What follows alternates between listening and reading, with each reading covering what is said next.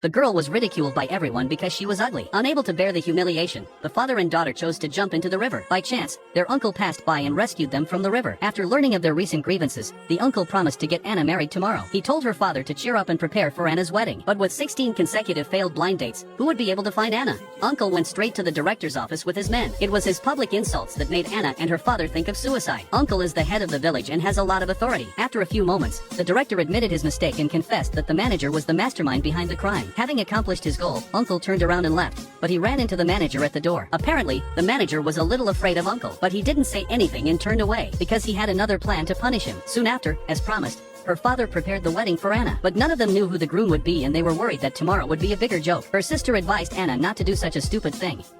How could she get married without knowing the groom? But all that doesn't matter to Anna now. Yesterday, she went through life and death. Now she's looking at everything in perspective and hopes that her father won't do anything stupid because of her. Maybe it's best for the family if she marries. Soon Anna was finishing the preparations for the wedding with the help of her mother and sister. Auntie was still waiting to see what was going to happen. Uncle was nowhere to be seen because he was preparing to do something big. That is, to marry a groom for Anna in broad daylight. This person is Anna's only good friend, Jack. At first, Jack thought he was being robbed, but when he was led to the wedding site, he realized that he had been robbed of his sex. Anna didn't realize that her uncle had found her a groom who was Jack. Jack tried to persuade Anna to give up this ridiculous action. Of course Anna knew it was wrong, but between her father and Jack, she chose the former and silently accepted her uncle's arrangement. Jack saw that he had no choice but to save himself, so he secretly untied the rope and ran in the direction of the entrance. But he didn't realize that the place was already heavily guarded by his uncle. Looking at Jack's defiant face, Anna wanted to stand up and refuse the marriage, but her mother pushed her back. She threatened her own life to keep Anna silent. Jack had no way out and fled to the rooftop. His uncle came out to tell Jack the reason for his forced marriage. It turns out that Jack's father is the manager who always targets the girl's father and is also the culprit who made the girl's father almost commit suicide. The son has the responsibility to pay for the father's wrongdoings or send his father to jail, and Jack's disappearance has thrown the family into turmoil. They searched for Jack in every possible place. On the other hand, Jack was forced to change his clothes. Apparently, Jack chose to sacrifice himself for his father. Jack's father found the house just as they were performing the ceremony. Uncle ordered someone to bring him in quietly through the back door. Jack's father came here to ask if he had seen his son. Uncle said he'd tell him if he had. Then he sent Jack's father away. But it was such a coincidence when he went out. Jack's father was just a second away from seeing the two newcomers behind the curtains, but he only stayed for a few seconds before leaving. With the help of her uncle, Anna and Jack's wedding went smoothly, but Anna knew the hardest part was yet to come. The next morning, her uncle escorted them back to Jack's house. Jack's family was dumbfounded by the sight.